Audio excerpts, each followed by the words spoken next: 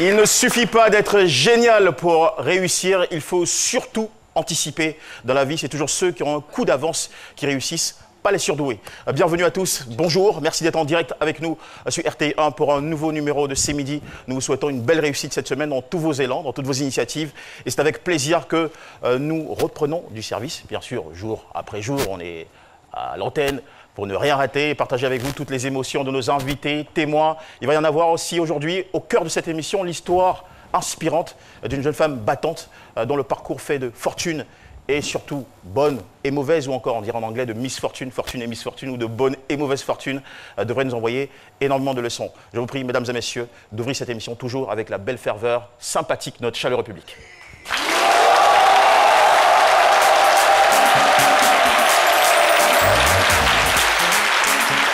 Avec nous aujourd'hui, je voudrais saluer en ouverture ou d'emblée le groupe Naoli Formation, l'Union des étudiants du Gontougo et du Boukani, l'Association des femmes du Leboutou,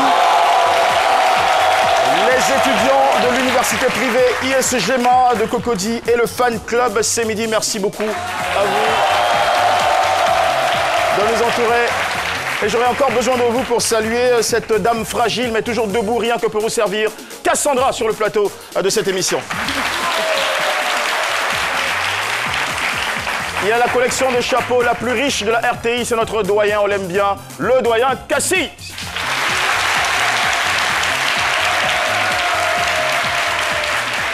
Il est parrain de promotion d'étudiants depuis quelque temps, il semble que l'argent rentre de plus en plus. Saluons notre cher ami Paulus Agathon.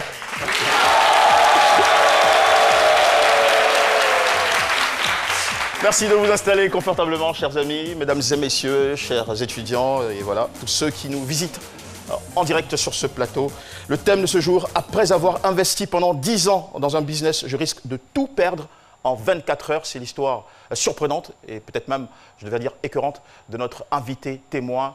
Nous avons à présent le devoir de l'accueillir comme il se doit, mais pas sans cet écran. C'est Midi reçoit aujourd'hui une femme qui a su s'investir corps et âme pour la réalisation d'un projet qu'elle a tant désiré. Kofi Sophie Nyakadja est une femme mariée, sans enfant, née le 20 juillet 1973 à Cotonou. Benjamine d'une famille de 20 enfants, elle eut un parcours scolaire normal. Avec le niveau terminal, en 1999, elle réussit à obtenir avec brio le brevet de technicien en hôtellerie option cuisine. Elle entreprend plusieurs business avant de se consacrer totalement à la restauration. Madame Kofi est depuis 10 ans propriétaire d'un grand restaurant à Abidjan qui emploie une vingtaine de personnes et aussi forme les élèves des écoles hôtelières. Malheureusement, d'ici demain, 15 janvier, elle pourrait tout perdre. Abattue, elle est sur le plateau de C'est Midi. Retrouvons-la en compagnie de Jean-Michel Auna.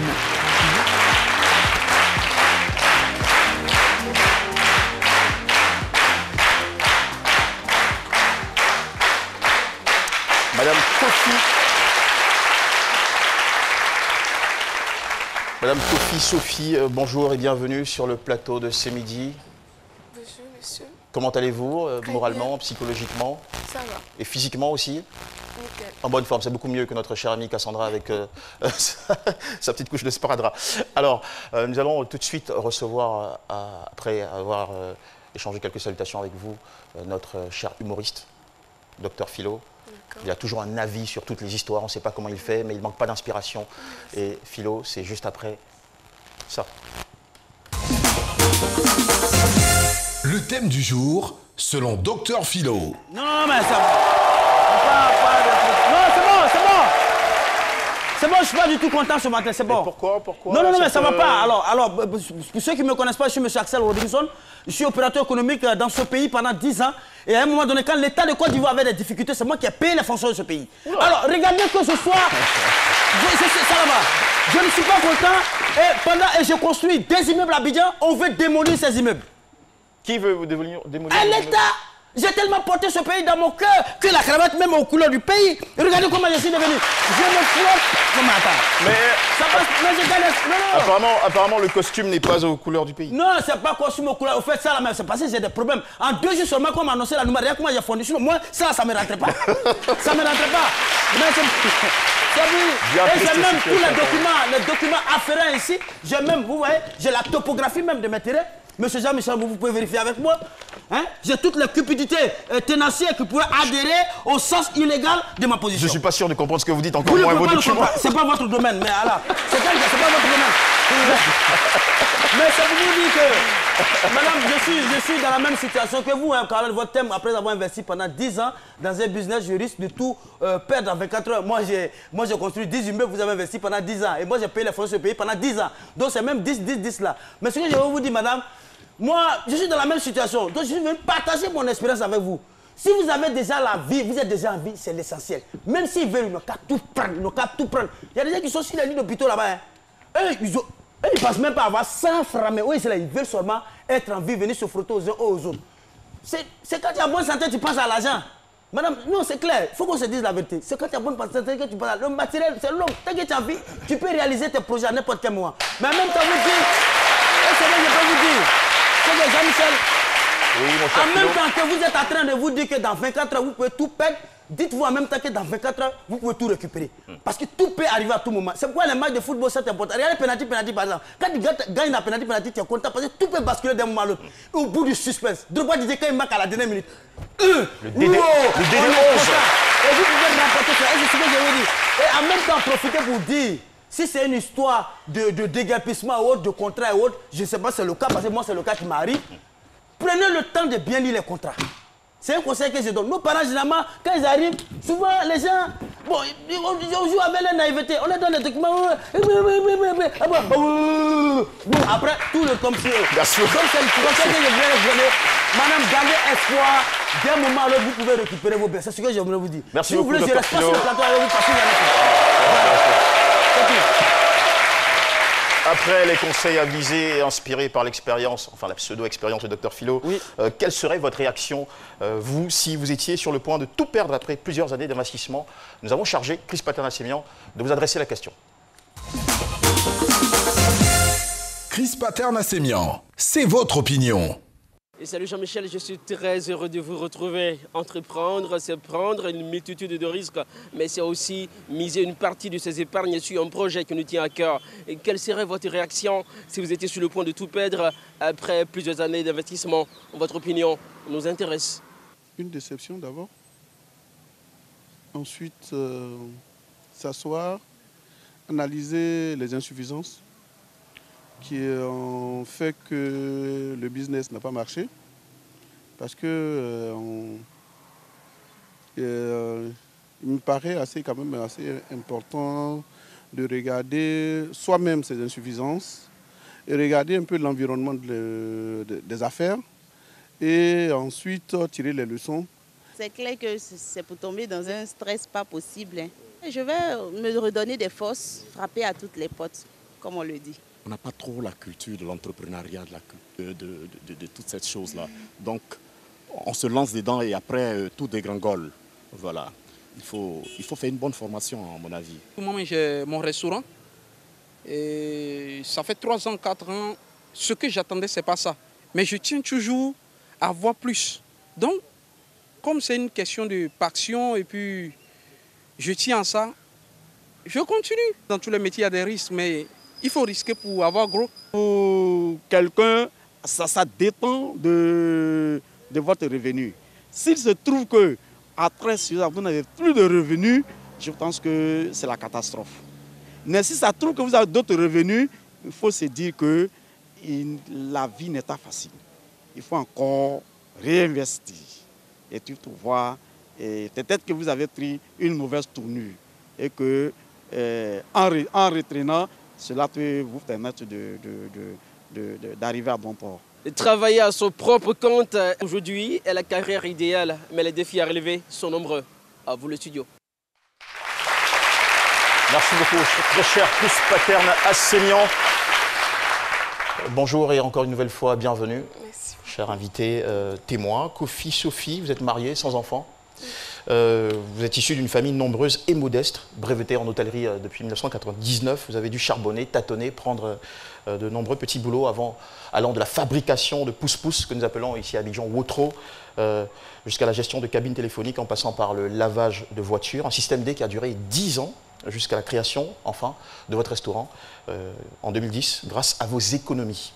Alors après 10 ans d'exploitation, vous vous retrouvez aujourd'hui sommet de déguerpir, tout en signalant que vous employez 10 personnes dans ce restaurant. C'est cette situation, mais surtout, toute cette histoire également d'efforts, de sacrifices et de réussite avec tout ce qui ça implique comme difficulté et succès que vous venez partager avec nous sur le plateau de C'est Midi. Nous avons consulté vos bulletins de première, deuxième et troisième année au lycée hôtelier d'Abidjan. C'est que de bons résultats. 97, 98 et 99, toujours parmi les 5 premiers. Déjà, félicitations. Alors, comment a germé cette passion pour l'hôtellerie? C'est parce que, naturellement, je suis hospitalière. J'aime servir les gens, j'aime m'occuper de la cuisine. Et du coup, j'ai trouvé bon d'aller dans une école hôtelière pour ne pas faire ce don en moi. C'est un choix que vous avez fait seul ou sous conseil? Sous conseil de mon oncle. De votre oncle? Oui. Comment il a remarqué? Il a vu qu'à la maison, je m'occupe de servir tout le monde avant de m'asseoir pour manger. Il dit, mais toi, tu dois faire l'hôtellerie. Et j'ai dit, c'est génial. Et c'est comme ça que j'ai pu intégrer le lycée hôtelier en 96. 99, pour rentrer au lycée hôtelier, il faut forcément un concours parce qu'on était au nombre de 30 élèves. C'est une école canadienne, on ne compte pas beaucoup de monde. Et j'étais parmi les meilleurs élèves et j'ai pu intégrer cette école. Disons que c'est une histoire qui commence bien aujourd'hui. Alors, vos parents étaient d'accord aussi avec ce choix, cette orientation? Oui, ils étaient d'accord. Parce que j'aimais ça et ils veulent vraiment que je puisse réussir ce que j'aime bien faire. En sortant de l'école, quelle ambition aviez-vous? Alors, je vais d'abord dire quand j'étais à l'école, mon papa me donnait 10 000 pour aller à l'école. Je dois payer ma carte de bus. Quand vous dites 10 000, est-ce que c'était c'était mon argent de poche ou hebdomadaire ou mensuel? Par mois. 10 000 francs par mois? Oui. D'accord. Et avec les 10 000, je dois payer ma carte de bus. En 96, c'était beaucoup ou pas assez? La carte de bus s'étend déjà à 3 000. Tu as 7 000, tu dois, si tu loupes le bus, tu dois y aller quand même. De 7 000, c'est trop petit pour y arriver. Et donc, mais il faisait ce qu'il pouvait parce que votre famille était nombreuse. Hein. Oui, c'était une famille nombreuse et puis, bon, lui, il voulait forcément qu'on réussisse et il trouve qu'il ne faut pas trop donner de moyens dès le début. Donc, il faut travailler dur. Et du coup, moi, j'ai vu qu'il fallait faire quelque chose pour accompagner ce que lui faisait déjà. Et donc, ainsi, quand j'étais au lycée hôtelier, j'ai compris qu'il fallait, parce que j'avais vu des Aoussa qui étaient chez nous à Brama-Côté, qui ont vu qu'il était... Sophie, tu peux me donner 5 000 francs? J'ai dit, mais toi, tu es Aoussa. Les Aoussa, ils poussent. Et moi, je ne peux pas te donner 5 000. Je peux te faire un autre, tu vas travailler et puis tu vas en gagner, moi aussi. Il a dit, ah bon, vous pouvez me faire autre? Oui. Donc là, je suis allée à Bobo et j'ai fabriqué mon premier autre en allant chercher les sueurs. J'ai cherché un menuisier, ils m'ont fait la cabane et après, je suis allée à la mairie pour m'enregistrer. Et quand j'étais à la mairie, M.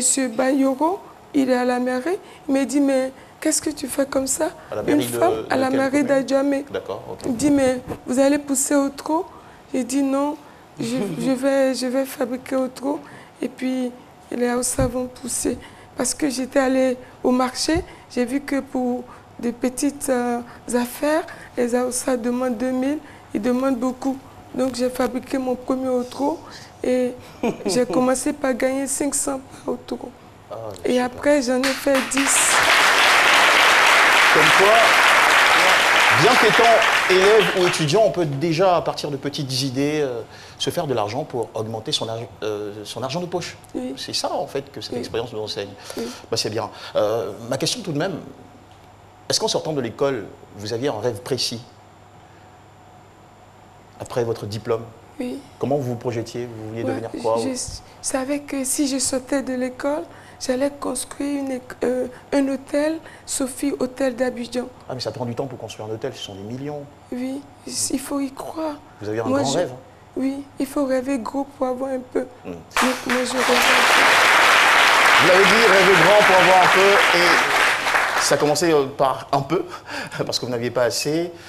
C'était votre première activité, cette construction, fabrication de pousse-pousse. Pousse-pousse, oui. Et ça a duré combien de temps? Donc, combien de temps? Ça a duré toute l'école, les 3 ans. Pendant 3 ans. J'avais les euros qui m'apportaient 5 000 par jour. Du coup, même si le bus n'est pas à jour, moi je peux prendre le taxi pour aller à l'école. Oh là là, votre train de vie a changé en l'espace de quelques mois ou semaines. Oui, mais je ne faisais pas sentir ça aussi. Et les parents ne savaient pas du tout? Non, je ne faisais pas sentir. Vous ne le faisiez pas sentir à l'école? Non, à l'école, non. Je travaillais encore pour apprendre davantage. Je partais à la Cité Rouge pour préparer avec les étudiants. Chaque semaine, on faisait des productions pour les mariages. J'apprenais en même temps, je gagnais aussi quelque chose. Vous savez, c'est un bel exemple pour une étudiante, franchement. Et vous n'avez pas fait que ça. Vous avez aussi lavé des voitures. Oui, parce que juste devant le lycée hôtelier, actuellement, il y a l'ambassade des États-Unis. Il y avait un lavage qui était là. Et il y a un Burkinabé qui gérait. Et tout le temps, il y avait un débordement de voitures. J'ai dit à Blaye, tu ne veux pas que j'élargisse un peu ton lavage comme ça? On va partager le revenu. Il m'a dit non. Il m'avait dit oui. Quand j'ai cotisé 600 000, je suis venue le voir pour lui dire, j'ai eu 600 000, on va élargir. Il m'a dit non, c'est plus possible. J'ai dit, mais j'ai déjà cotisé l'argent. Il me dit non, je vais te montrer quelque part, à la Ribera. Et c'est un tas d'ordures que Blaye m'a montré.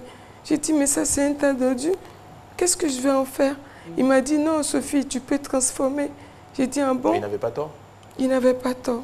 Donc j'ai pris le tas d'ordures, j'ai pris toutes ces photos. Quand vous dites le tas d'ordures, vous voulez dire le site sur lequel se trouvait... C'était un tas d'ordures à la Ribera 2, à côté de la mosquée de la Ribera 2.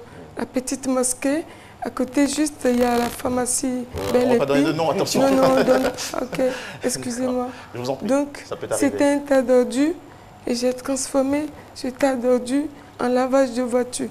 Et donc, des moments, je vais laver les voitures après les cours. C'est-à-dire que vous embauchiez des jeunes pour laver les voitures, ou vous étiez impliqué vous-même dans l'activité de lavage? Oui, je lavais, les jeunes lavaient aussi, parce que j'ai recruté des jeunes. Et ça vous ramenait combien, en moyenne combien par jour? Bon, au début, il n'y avait pas assez de lavage. Pas assez de clients? Il n'y avait pas assez de lavage. Le lavage venait de naître, donc on lavait manuellement. On pouvait avoir 50 000, 27 000. Et du coup, j'ai vu que je pouvais avoir de l'argent si j'avais 10 lavages. Donc je n'ai jamais fait de demande d'emploi. J'ai commencé par cotiser pour dire, bon, qu'est-ce que je vais faire? J'avais envie d'aller au Canada pour continuer mes études. Et je faisais ça. Et puis après, quand je m'inscrivais pour aller au Canada, on m'a dit, j'ai loupé ma session d'hiver. Il faut attendre la session d'été. Et en attendant que ma session d'été n'arrive, j'ai dit, qu'est-ce que je vais faire? Je cherchais un site, un cyber où je pouvais appeler et m'inscrire à l'Université de Montréal. Et j'ai constaté que là-bas, il y avait beaucoup de monde et puis il n'y avait pas beaucoup de cyber. On ne pouvait pas s'inscrire facilement. Il faut faire la queue pour appeler.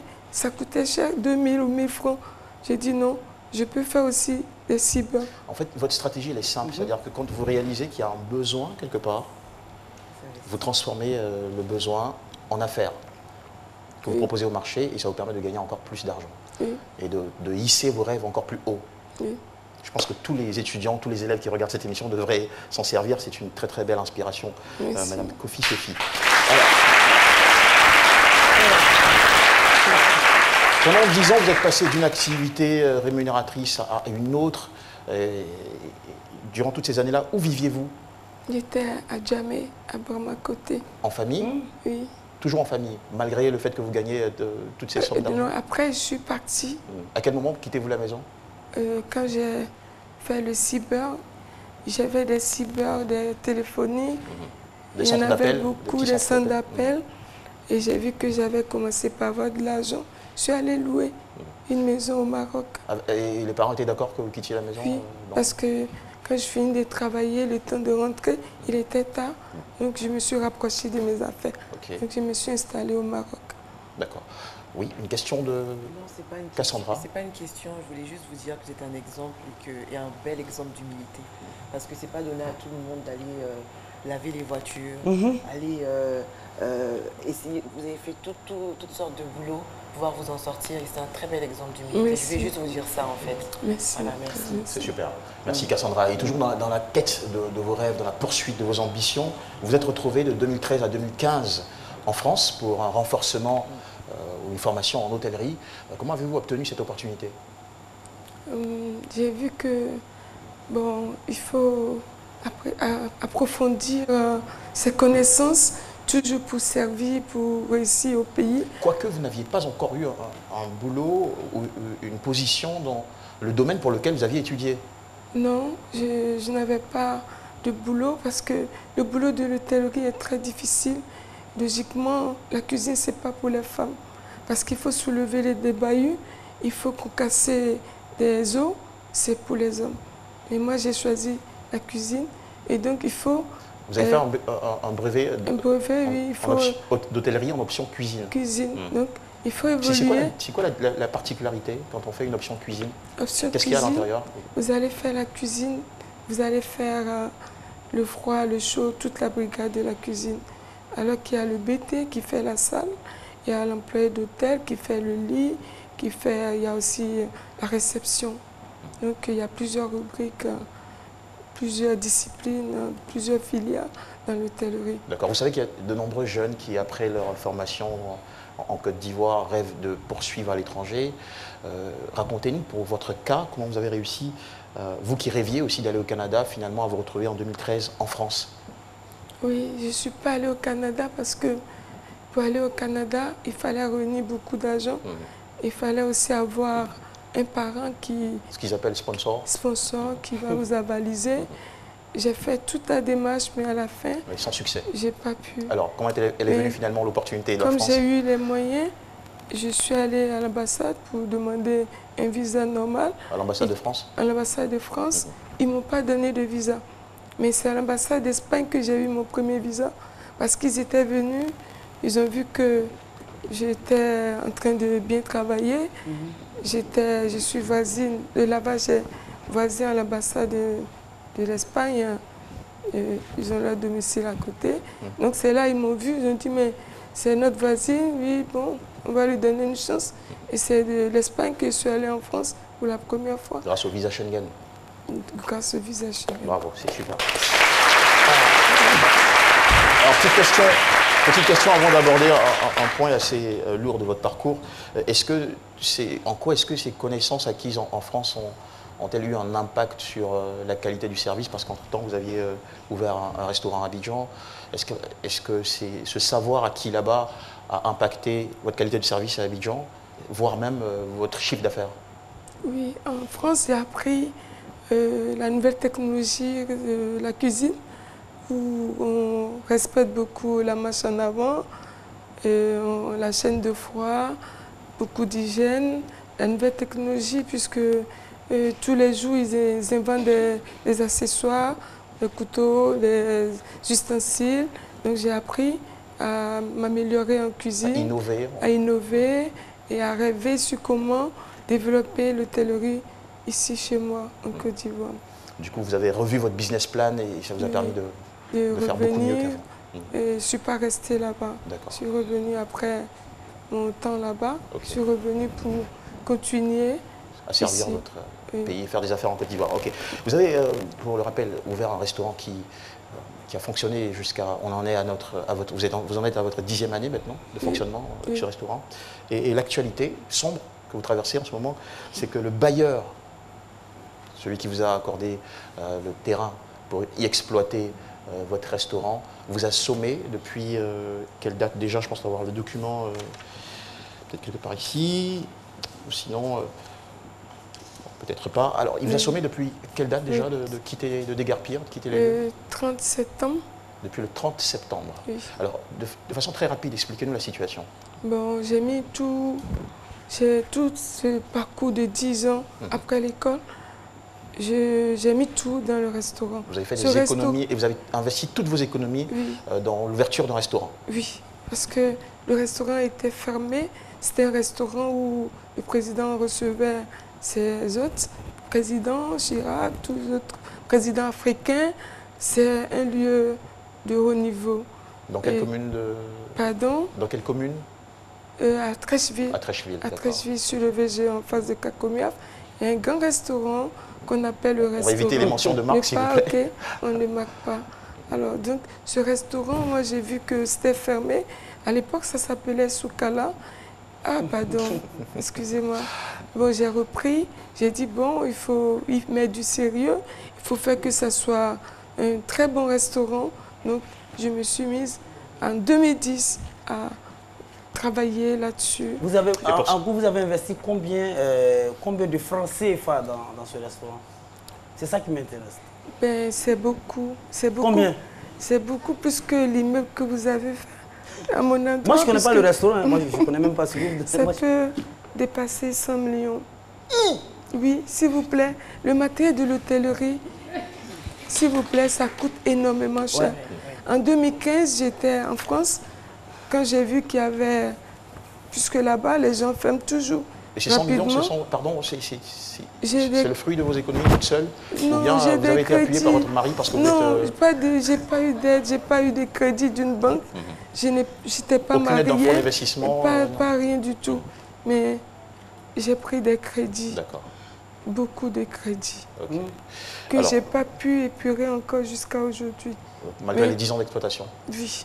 Le matériel, les pianos chez nous, on appelle, où on fait la cuisine, ce que les gens appellent les gazinières. Chez nous, on les appelle le piano, parce que c'est des gabarits, c'est des choses sophistiquées. Et il faut la rendre, il faut le construire et rester dans les normes, puisque tu ne peux pas faire la France et venir faire un restaurant. En tout cas. De façon, il faut faire quelque chose de haut de gamme, de gamme pour que ça puisse justifier donner un bon résultat. le niveau de la formation. Oui. D'accord. Alors, cette situation financière ainsi exposée, nous arrivons à l'étape du déguerpissement, parce que vous avez eu l'autorisation de votre bailleur d'utiliser les lieux, de l'exploiter pendant 10 ans maintenant. Alors, pourquoi on en est arrivé à cette situation? Pourquoi le bailleur veut que vous quittiez les lieux en 24 heures d'ailleurs, comme le stipule le thème? Bon, le bailleur veut construire son église. On ne peut pas l'empêcher. Eh, pardon. Je ne peux que plaider sur la bonne foi du bailleur. Si je suis une enfant de quelqu'un, je suis la sœur de quelqu'un, je suis quelqu'un qui a fait un parcours. Le bailleur devait voir un peu ces gens que j'emploie, ces élèves, vous employez 10 personnes? Une vingtaine de personnes, et surtout quand on fait des situations comme le Sahara, quand on fait les events, je pèse jusqu'à 50 personnes. J'emploie du monde. Je forme les élèves du lycée hôtelier, les élèves de Mohamed VI. Je forme. Je fais du social. Vous êtes définitivement un acteur économique. Je travaille, mais je ne pense pas d'abord à moi. Je pense aux autres. Parce que vous pouvez être là, la facture de CIE peut venir 1 million. Ça peut venir 1,5 million. D'accord. Il faut payer les charges, on ne fait que ça. D'accord, mais vous n'êtes pas la seule à avoir été déguerpie. Je pense qu'il y a sur le site, il y a bien d'autres... Oui, j'étais aux États-Unis, je suis arrivée il y a 1 mois, quand j'ai vu que tout le monde est parti. Et je me suis vous êtes la seule à rester en ce moment? Oui, pour l'instant. Et là, je suis sommée de partir. D'accord. Ici, demain. Ok. Alors, vous avez dû signer un contrat avec le bailleur, un contrat qui est en notre possession en ce moment. Voilà. Et il y est fait mention dans le contrat, dans l'article 3, durée et renouvellement. Il est mis le présent bail est consenti et accepté pour une durée d'1 an du 1er. Ça, c'est le début du contrat, 1er janvier 2010 au 31 décembre 2010. Par la suite, le bail sera renouvelable au bout de la période d'1 année après accord des 2 parties. Bon, je fais l'économie de tout le texte à la suite, mais il y a une phrase qui nous a vraiment interpellés. C'est mis tout à fait au bas. Par ailleurs, compte tenu des travaux d'aménagement imminents sur ce site pour la construction d'un nouveau temple, le présent contrat de bail peut être résilié à tout moment avant son expiration. Ça, c'est une mention qui est très importante. Est-ce que vous avez fait attention? Non, je n'ai pas fait attention. Et puis vous avez signé? Oui, parce que pour moi... C'était une opportunité. c'est une opportunité. Et puis bon, je me dis, vu la beauté de ce cadre, même si le diable se réveillait, il ne pourra pas vouloir détruire cet endroit. Et pourtant, les textes, ce sont les textes. Oui, bon, je suis partie sur la réalité. Je me dis... Vous avez dit c'est une opportunité, il faut saisir l'instant, il faut signer rapidement et puis commencer à gagner de l'argent. Voilà, c'est une erreur que vous avez faite. On va en tirer la leçon juste après la petite coupure commerciale sur RT1. Nous sommes en direct, merci de nous suivre. C'est midi, on revient. Les premiers gestes du matin sont essentiels pour bien démarrer la journée. L'eau minérale naturelle Assini participe à votre équilibre et vous maintient en pleine forme. Assini fait partie de vos moments de partage avec vos amis.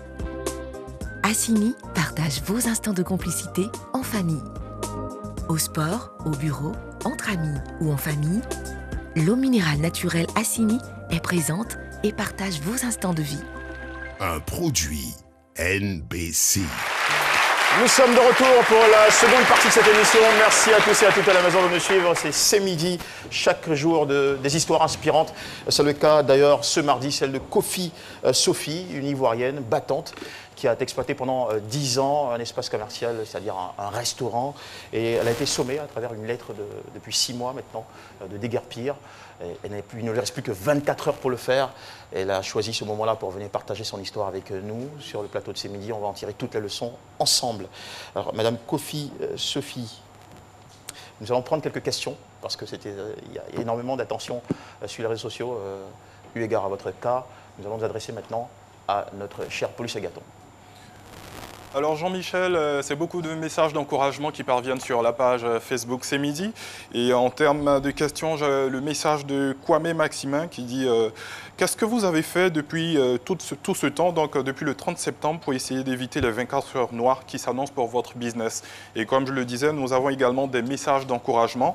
Donc Isaac Anne Corée, voilà, qui dit je suis triste, peiné et vraiment désolé pour l'invité. À travers sa façon même de parler, on peut sentir une grande déception, mais il faut beaucoup de courage. Alors, Madame Kofi Sophie, vous avez eu 6 mois pour quitter les lieux. Il ne vous reste plus que 24 heures, enfin depuis la lettre que vous avez reçue. Qu'est-ce que vous avez fait depuis tout ce temps-là pour vous-même, pour votre restaurant? Bon, à la nouvelle, je n'ai pas cru. J'ai demandé à mon avocat qu'est-ce qu'on fait, parce que moi, je ne suis pas du droit. Je précise que vous avez pris un avocat depuis 2 ans, c'est-à-dire 8 ans après la signature de votre contrat de bail. Oui, oui. D'accord. Et donc, j'ai essayé de rencontrer le bailleur pour dire qu'est-ce qu'on peut faire. Vous avez 2500 mètres carrés. Moi, je n'occupe que 400 mètres carrés. Et surtout que c'est un endroit emblématique. Est-ce que vous ne pouvez pas trouver une formule, même ne serait-ce me vendre pour ne pas qu'on paye l'histoire? Ils n'ont pas voulu me rencontrer encore. J'ai fait tout. Pour l'instant, non. Vous avez tenté la négociation, mais à aucun moment pu rencontrer le bailleur. Oui, Cassandra, votre question? Donc là, on est dans une situation imminente, d'accord. Est-ce que là, vous avez déjà anticipé pour avoir un petit local, histoire de pouvoir continuer à travailler? Parce que là, ils ont raison, ils vous ont prévenu dans le contrat. Là, c'est vous qui n'avez pas lu. Est-ce que là, vous avez une petite solution pour pouvoir rentrer quelque part, pour pouvoir anticiper? Et est-ce qu'il y a des économies pour rebondir depuis les 10 ans? Il faut être du domaine, il faut être hôtelière pour savoir ce qu'on vit. Surtout après la crise, ceux qui ont plus souffert, c'est les hôteliers. Nous, on a été obligés de fermer. Et surtout en 2015, j'ai fermé. J'ai fait venir du lourd matériel. J'ai contacté le bailleur pour dire que ça ne marche pas. C'est pour ça que j'ai des difficultés. Je vais arranger pour mieux rentabiliser. D'accord. Alors, sur les faits, quand vous dites que vous n'arrivez pas à contacter le bailleur ou échanger avec lui pour pousser la négociation, ça voudrait dire quoi? Lorsque vous appelez le bailleur, il est indisponible? Traduisez-nous précisément comment ça se passe. D'abord, ou il refuse? Vous l'avez au téléphone, il refuse de vous rencontrer? Oui, ils sont en train de conduire, on arrive. Ou même pour payer le loyer, il faut peut-être envoyer un huissier pour dire, bon, venez, prenez. Bon, c'est vraiment la difficulté. Mais quand vous n'arrivez pas à joindre le bailleur, maintenant qui vient vous dire que vous devez quitter dans 24 heures? C'est le bailleur même qui est venu? Il sait pas comment il s'est courrier. Un courrier? Oui. Un courrier qui a été porté par qui? Par un huissier? Oui, porté par un membre de l'église pour venir déposer. D'accord. Alors, vous avez un avocat. Qu'est-ce que votre avocat a entrepris comme démarche et qu'est-ce qu'il vous a dit face à la situation que vous traversez aujourd'hui? L'avocat dit normalement, c'est pas comme ça se fait. Normalement, s'il y a une situation, il devait chercher à me voir, on allait s'asseoir et puis trouver une formule, soit on ne fait pas comme ça. Lui, il a été très catégorique. Il dit non, si vous êtes en location, c'est la loi de l'OADA qui vous a installé. Et donc, on fait recours à cette même loi de l'OADA pour voir, parce que la loi n'est pas seulement pour eux, c'est pour les deux parties. Donc, c'est pas, lui, il dit que c'est pas, il y a une injustice, que c'est pas juste. Lui, il était très ferme là-dessus. D'accord. Mais ce que je voulais dire, si l'avocat, lui, c'est un homme de droit, lui maîtrise bien tout ce qui est au contraire.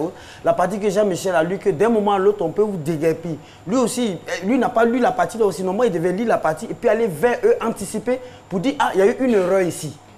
Non, ce n'est pas une erreur, ce sont les clauses en accord. Voilà. Votre question, elle est belle, mais le problème avec notre cher... c'est pas normal. Pardon, docteur Philo, le problème avec notre cher invité témoin, c'est que l'avocat, il a été pris il y a 2 ans. Donc le contrat avait été signé 8 ans avant. Voilà. Tout ce qu'il peut faire, c'est peut-être de lui donner des conseils pour trouver une issue de recours, mais on ne peut pas revenir, la loi n'est pas rétroactive dans ce genre de situation. Maintenant, oui, pardon Cassandra. Alors, à cette étape, la négociation étant impossible, ne vous restant plus que 24 heures, est-ce que vous avez, avec votre avocat, peut-être réussi à négocier pour vous accorder sur une indemnité d'éviction? Parce qu'on ne peut, visiblement, on ne peut plus rien faire, vous devez quitter les lieux. Oui, si normalement, si, par exemple, comme la bâche bleue, l'État veut enlever la bâche bleue. Non, on dit pas ça. Je voudrais qu'on reste sur votre cas. Si on doit déguerpir, ou si on doit aller à une indemnité d'éviction. Oui. Est-ce qu'avec votre avocat, vous avez négocié pour une indemnité d'éviction? Il n'y a pas de communication dans ce sens, bien qu'il ait envie d'y arriver, il a envie qu'on parle d'indemnité, il a envie il a fait un courrier pour dire si on peut trouver un terrain d'attente, on peut trouver... Votre avocat a fait un courrier au bailleur? Oui, pour dire est-ce qu'on peut échanger dans ce sens, pour trouver une formule, pour ne pas qu'on ait à avoir des conflits au niveau... Donc, ok, c'est compris. Donc la menace aujourd'hui, c'est que c'est la démolition des lieux, des installations, c'est bien ça? Oui. Au-delà du déguerpissement. Ok. Alors, donc, une chose est sûre, c'est que selon la loi ivoirienne, pour démolir, il faut une décision de justice. Oui, il faut une décision de justice. Donc, tout ce qui vous reste à faire, visiblement, c'est de continuer. Est-ce que vous êtes en règle sur l'aspect du paiement de votre loyer? Oui. Vous êtes en règle? Oui. Parfaitement en règle, d'accord. Je pense que nous, notre idée en vous recevant aujourd'hui, ce n'est pas de faire le procès d'une des parties. C'est franchement d'écouter votre histoire et de permettre, parce que c'est le service public, nous sommes le service public, et notre mission, c'est franchement de créer des programmes qui peuvent servir à l'intérêt de tous. Donc, que tous ceux qui nous regardent puissent en tirer des leçons. Alors, ce qu'il vous reste à faire... Merci beaucoup. Merci beaucoup, mon cher Anassé. Alors, les leçons qu'on va tirer. Déjà, vous, ce qu'il vous reste à faire, visiblement, c'est d'observer la situation, voilà, avec votre avocat. Et je pense qu'il saura, en tant qu'expert, vous accompagner pour la suite. Mais nous retiendrons qu'avant de signer un contrat, comme c'est bien le cas dans une affaire comme celle qui vous concerne, avant de signer un contrat de bail, mesdames et messieurs, prenez le temps de bien le lire. Si vous n'êtes pas sûr de pouvoir en faire une bonne interprétation, accordez-vous les services d'un huissier ou d'un avocat pour vous aider à en faire une... Parce que si vous en manquez, vous n'aviez pas un homme de droit à vos côtés pour vous aider à lire ce contrat et à faire attention au sens de chacune des clauses. Et deuxièmement, je pense que lorsqu'on développe une affaire, ça, ce sont des cours qu'on donne parfois en économie dans les grandes écoles, il y a ce qu'on appelle la loi de la multiplication. C'est-à-dire lorsque vous faites une affaire, il faut songer à partir de ce que vous gagnez dans votre affaire à produire une autre affaire. Parce que plus vous produisez des affaires, vous mettez en sécurité au cas où l'une de vos affaires est touchée, ou touche le fond, ou bas de l'aile. Donc je pense que si vous aviez, ce n'est pas un reproche qu'on vous fait, ce sont des leçons qu'on tire, si vous aviez eu peut-être l'idée, lorsque vous fonctionnez avec ce restaurant, de développer d'autres affaires parallèles, ça vous aurait permis dans la situation actuelle, parce que Cassandra vous a posé la question, est-ce que vous avez des économies? Vous avez dit non. Ça vous aurait permis d'avoir un peu d'argent grâce à ces entrées-là pour faire face aux challenges du quotidien. Mais là, vous êtes vraiment coincé parce que vous n'y avez pas pensé. Ça, c'est la deuxième leçon qu'on tire. Donc, diversifier nos activités, c'est très important. Après, merci d'avoir tout de même, parce que le temps nous presse, eu le courage de venir partager votre histoire sur le plateau de C'est Midi. Un mot. Et nous allons maintenant nous adresser à notre cher doyen. Doyen, vous avez écouté religieusement l'histoire de Kofi, Sophie, bel exemple de combativité, de persévérance, un bel esprit d'initiative, et qui pourtant à un moment donné a peut-être manqué de vigilance au point de se retrouver aujourd'hui dans un cas complexe. Votre opinion, on la récupère en quelques minutes, juste après ça. Kassi Kouadio, c'est la minute du doyen.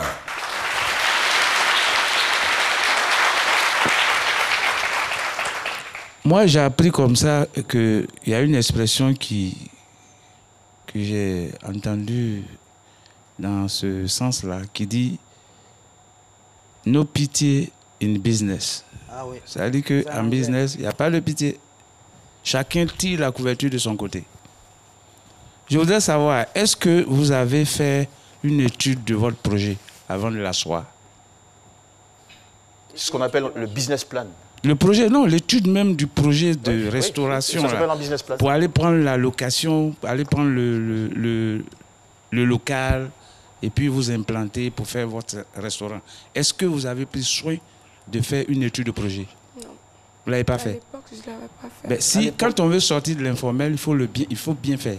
Il faut sortir de l'informel de la bonne manière. Il fallait faire une étude de projet. Il y a un aspect de l'étude de projet qui parle de sensibilité du projet. On aurait pu prévoir ça et cerner tous les contours pour même que ce qui vous arrive ne vous arrive pas. Ça, c'est un. Deux, quand vous signez un contrat d'affaires, en affaires, il n'y a pas pitié. Hein? Chacun défend ses intérêts. Donc, quand vous signez un contrat d'affaires, il faut toujours demander l'avis de votre avocat. Ensuite? Si vous ne pouvez pas, vous n'avez pas d'avocat, alors vous pouvez demander au moins conseil auprès d'un homme de droit pour pouvoir éviter certaines erreurs, certains pièges. Mais maintenant, tout est déjà fait. Alors le conseil qu'on peut vous donner, moi je peux vous donner, c'est de rester tranquille, calme, payer le loyer régulièrement et attendre voir ce qui va se passer. C'est demain. Voilà, merci beaucoup, cher doyen. Des applaudissements pour notre... Il n'y a pas de raison de désespérer.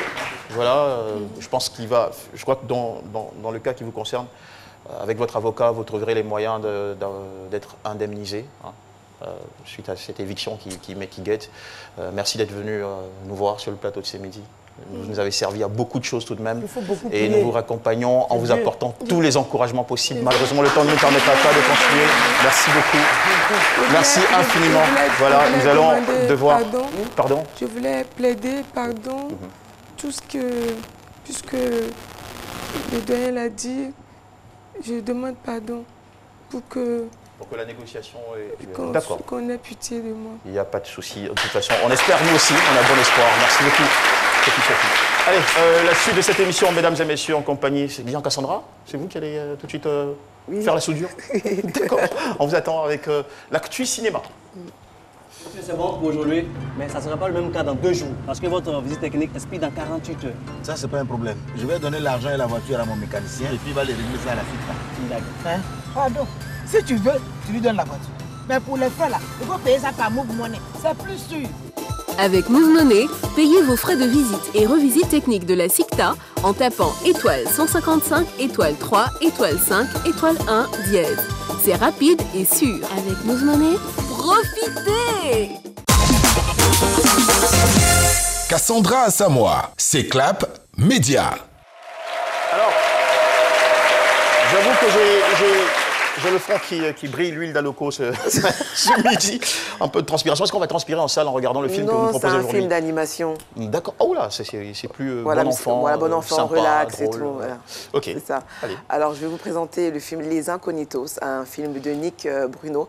Alors, j'aimerais vous expliquer un peu l'histoire. C'est l'histoire de Lance Sterling qui est relax, un peu comme Will Smith, vous voyez.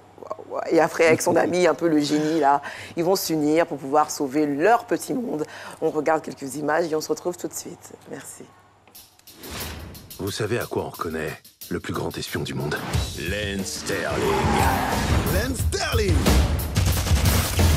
Lance Sterling. Tout le monde connaît son nom.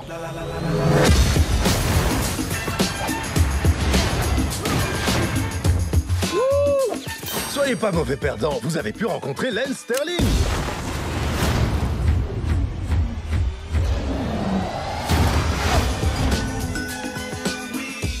Merci, merci. Retournez travailler, vous en faites beaucoup trop. C'est probablement pas beaucoup trop, mais retournez quand même travailler. Agent Sterling, attendez. Je bosse sur un truc chez moi qui va révolutionner l'espionnage. Définitivement, ça s'appelle la dissimulation biodynamique. Imaginez que j'arrive à vous faire, attention, roulement de tambour, disparaître. Disparaître. Pourquoi tu dis ça comme ça? Pour l'effet. Hein? Et ce dispositif de dissimulation nouvelle génération, tu l'aurais pas sous la main par hasard? Eh ben, en fait, je l'ai en main. Fais-moi voir. Pas de souci. Je peux vous offrir un verre? J'ai de l'eau, des substituts de repas liquides. Voilà, j'ai bu un verre. Ce coupe-fin a un arrière-goût bizarre. Bon alors, ton truc high-tech? Ben, vous l'avez pu. Oh! Qu'est-ce qui arrive à maman?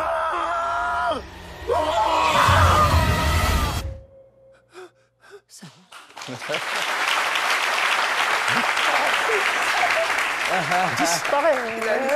Voilà, super. Un petit film dans tous les cinémas de la place que je vous invite à aller voir. Voilà, Jean-Michel, merci. Merci beaucoup, ma chère Cassandra. Mesdames et messieurs, nous allons maintenant accueillir notre invitée surprise Zongo Zeynab. C'est une actrice et comédienne humanitaire et bénévole qui a créé l'association Ouaga Abidjan Fraternité.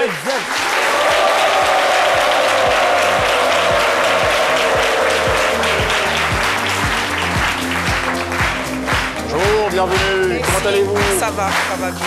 Zongo Zeynab, ça fait 2 fois Z, hein? Oui, ZZ. C'est votre surnom? C'est mon nom d'artiste. D'accord. Okay. Et votre petit surnom, c'est quoi?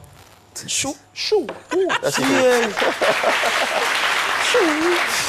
Alors, vous voulez nous parler de l'importance pour nous de renforcer les liens d'amitié entre le Burkina Faso et la Côte d'Ivoire. Pourquoi c'est aussi capital? Je suis née en Côte d'Ivoire, j'ai grandi en Côte d'Ivoire. Donc, ça fait 9 ans maintenant que je suis installée dans mon pays d'origine, le Burkina Faso. Donc, je dois tout à la Côte d'Ivoire, c'est mes 2 pays. Donc, je décide comme ça de créer une association entre ces 2 pays. Et le but de cette association, c'est justement, au risque de me répéter, de renforcer les liens entre ces 2 pays. Comment vous vous y prenez? Bon, nous sensibilisons et les Ivoiriens qui viennent là-bas, comment il faut se comporter. L'intégration n'est pas facile. Tu arrives, tu ne comprends pas la langue, tu ne sais pas rouler la moto, c'est difficile. Donc, on essaye. Quand tu arrives quelque part, quand les gens marchent sur un pied, il faut marcher sur ce pied-là aussi. Donc, c'est un peu comme ça. Et on est dans beaucoup d'autres choses aussi. On est dans l'humanitaire, on essaie d'aider comme on peut. D'accord. Donc, moi, quand je prends l'avion ou le train, que j'arrive à Ouaga, comment je fais pour vous contacter? Vous êtes situé dans quel... À Ouaga? Oui, à Ouaga, précisément à Tampoui. Le siège de l'association est au grand rond-point de Tampoui, juste derrière la salle des ciné.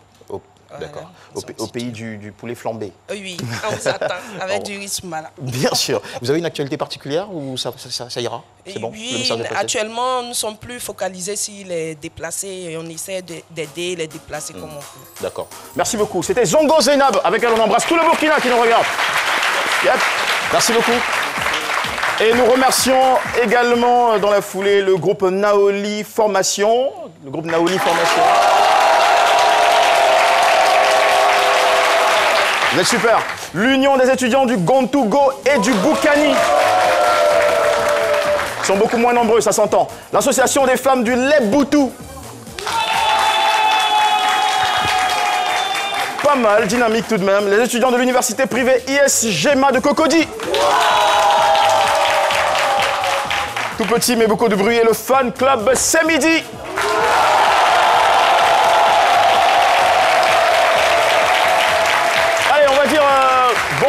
Bon courage à Cassandra. Voilà.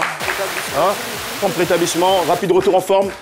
Et à Police Agathon, merci. Au doyen Cassie également, gratitude. Merci à Dr Philo. Surtout, merci à vous, à la maison, de nous suivre jour après jour. Toute la semaine, nous serons ensemble. Nous embrassons très très fort et vous souhaitons beaucoup de bonheur. sur RTI 1. Bonne journée à tous et à toutes.